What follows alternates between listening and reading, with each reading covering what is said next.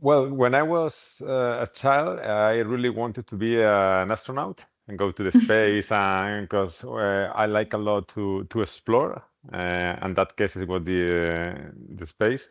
But after some years, I that's a question that I have made to myself several times, why I decided to move to the ocean. And thinking about that, and when I was about 14, more or less, there was a TV show was called Sequest. I don't know if the younger people has been able to watch it, but it's about a submarine, a big submarine that is traveling around the ocean and living adventures and something like that. And then when I had to decide what career to study. I discovered oceanography.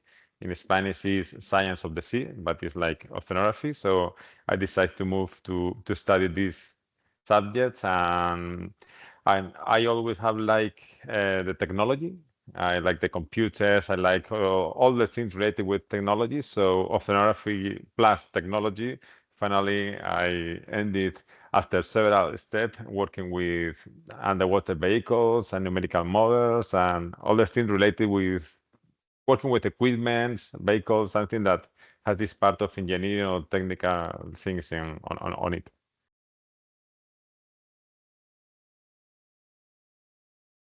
I did some internship in the Spanish Oceanographic Institute. Was a not paid internship, but I was really happy. It was my first-hand experience with oceanography. So they gave me the opportunity to be aboard different kind of ships with fishermen, with big oceanographic ships. So I was really excited on that time for that. So my summers for 2 years during the summertime in the mornings, I did my intensives, and in the afternoons I studied the subject that I failed during the year because I need to pass the exams on September. But I was really happy about that. And once I finished the career, I started to work on a company. It was an environmental company working with studying mainly the impact of the fish farming on the open sea. So I started to learn about numerical modeling, trying to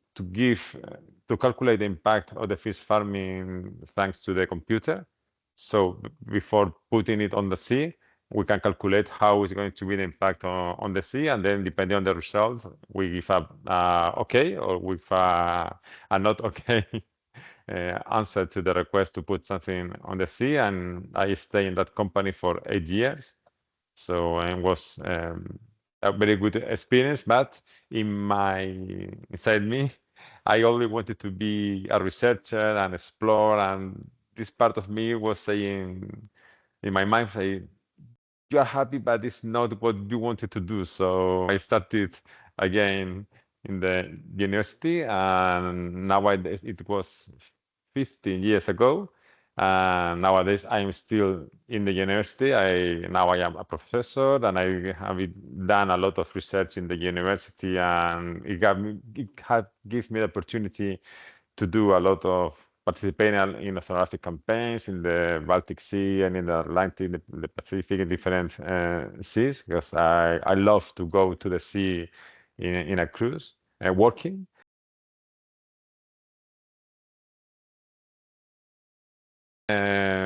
I have experience. All the researcher is very.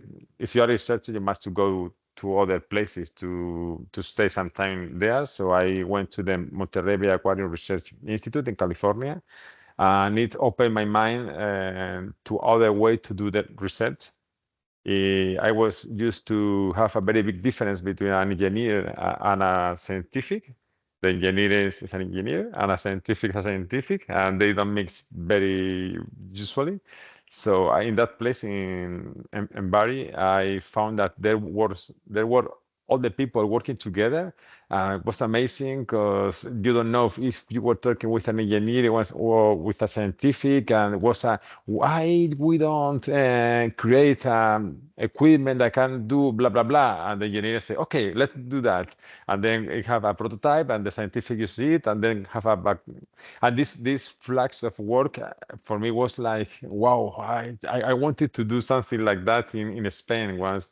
I return. And so when I return, I have this idea on my mind, and I want in the venture to create this NGO, is the Cartagena Oceanography Research Institute. By this, with this idea to mix the engineering, the science, and the outreach, and mainly focus on the deep ocean, because I think that the outreach activity is a must to be done.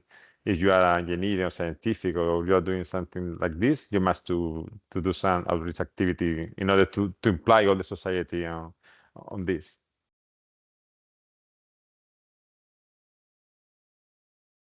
Where I'm facing a lot of new challenge, because I am a scientific. I know about science, and I know about the ocean more or less, but I know some things about the ocean, but I don't know about communication. I don't know about fundraising. I don't know about administrative things that implies to have a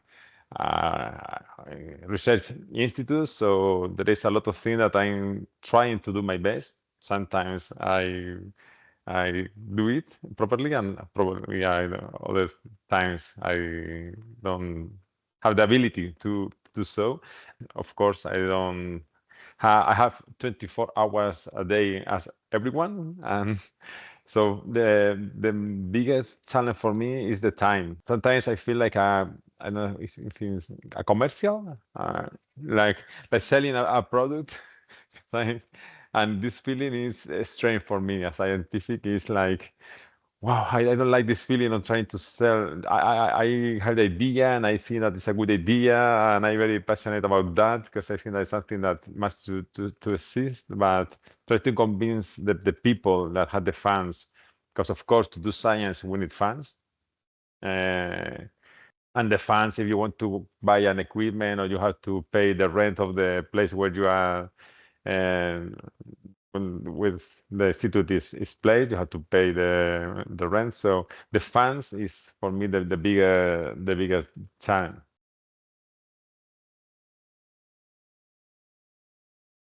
These two projects that we are doing with Cody. One we call it the Can Go Deep Challenge, is with institutes, so child about 16 to 17.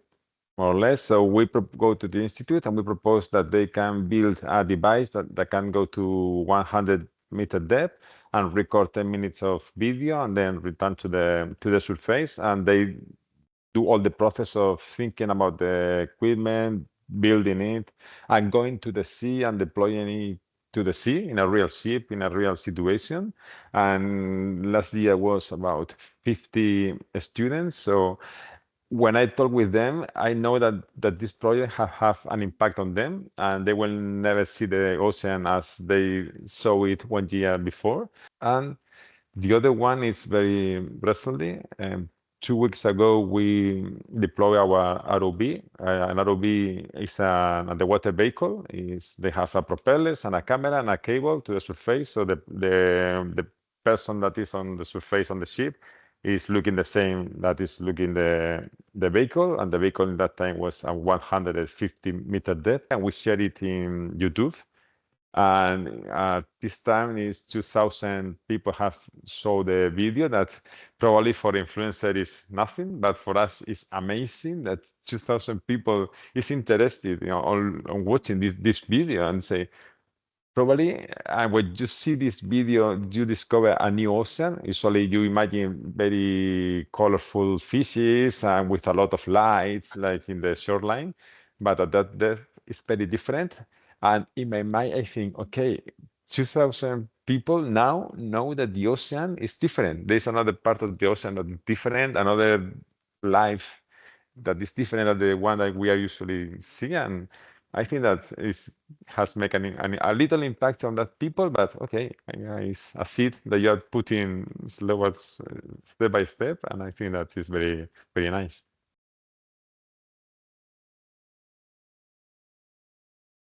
I think that is crucial. I think that no exploitation of the deep ocean should be made until we are very sure that we are not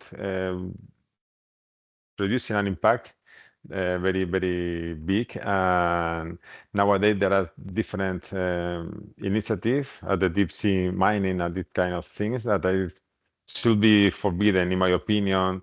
until we are very sure. Because, for example, we don't have a map of the ocean, or the bottom of the ocean. We don't have a map. I think that nowadays it's about 30 or 32% of the ocean have been mapped.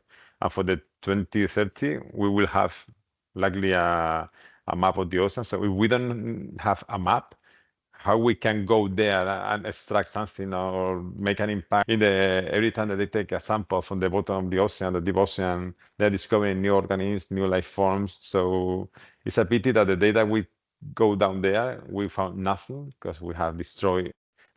We need to stop and to explore, to know what is there, and perhaps we can do the deep sea miner. Perhaps something that can be done. I don't know. But nowadays, no, until we are very, very sure that it's not making an impact that can be reversed in the future. A diver can go, a very, very good diver, very good specialized, I don't know, 100, 120, more or less. So if we want to explore the other part of the ocean, that is the main part of the ocean, we need technology. Without technology, we are blind. So we need underwater vehicles. We need numerical models that can predict or can give more data about what are the currents deep there. So it's something that we must to work a lot on that, because until now the technology has gone in another ways, but we need to change it and focus more on the ocean. So we need, as we were discussing, we need to know more about that.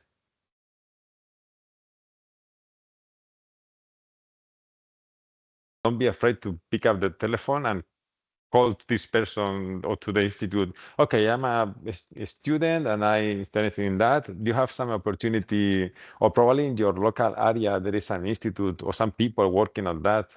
Okay, go to them, talk with them, because some of them will tell no. But if you don't ask, always ask and always go to the people, and don't be afraid to change during the wave.